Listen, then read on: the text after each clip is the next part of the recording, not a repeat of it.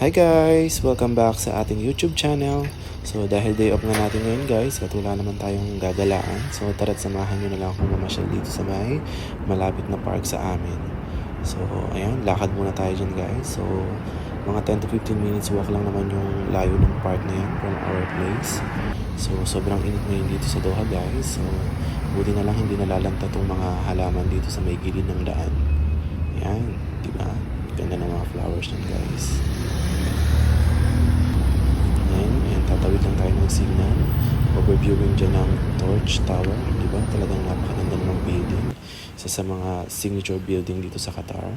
So maya-maya ngayon, dumating na tayo dito sa may park. Ayan, kita pa rin dyan yung Torch Tower. So lakad-lakad lang tayo dyan guys. So naupo tayo dito sa may bench malapit sa may man-made lake. So pag gusto kong mapag-isa guys, or gusto ko lang lumanghap ng sariwang hangin or ng peace of mind, dito talaga ako nagpupunta guys. Napakaganda talaga yung tong park na to. Siyempre, tanaw na tanaw mo dyan ang ganda ng Torch Tower, di ba? Yan. Then bago tayo umuwi, yan, nagkape lang tayo dito sa McDo. Then nag-take away lang tayo ng burger. Then maya-maya, umuwi na rin tayo guys. Ayan, di ba? Talaga naman napakaganda nitong tower na to.